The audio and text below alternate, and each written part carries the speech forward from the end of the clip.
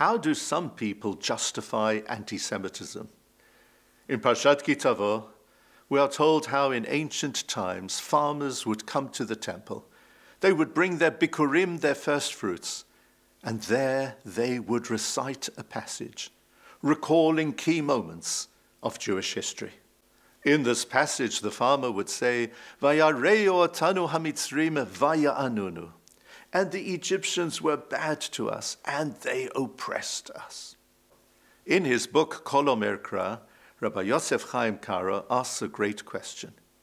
He says that the words "Vayareu otanu hamitzrim" cannot mean the Egyptians were bad to us. There the Torah would have said, "Vayareu lanu hamitzrim." Vayareu otanu means something else, and he explains. Vayareu otanu means the Egyptians caused us to appear to be bad.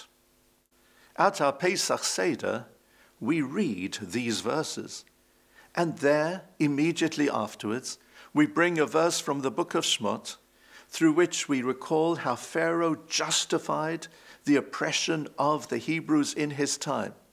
He said, "Hava nitchak malo." They are clever. We need to be cleverer than them. Vayaki tikrena milchama, it will come to pass if our enemies launch a war against us. V'nosav gam hu al sonenu. The Hebrews, they won't be on our side. They don't see themselves as being an integral part of our nation. They will join the forces of the enemy. They'll be against us. Pharaoh made this claim without any factual basis whatsoever. And the Egyptians swallowed it. Their mindsets were changed. And as a result, because they considered the Hebrews to be the them as opposed to the us, it was within their comfort zone to persecute us. Time and again through history, we have seen how aggressors have blamed the victims, with the suggestion the Jews are the cause of anti-Semitism. But Baruch Hashem, there is one thing that we have on our side.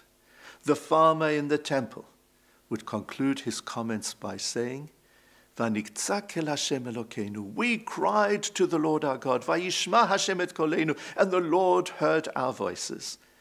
In the same way, as Hashem saved the Hebrews from the Egyptians in those days, so may he always guarantee that Am Yisrael Chai, despite all forms of hatred and persecution, the Jewish people will live and will thrive throughout all future times. Shabbat Shalom.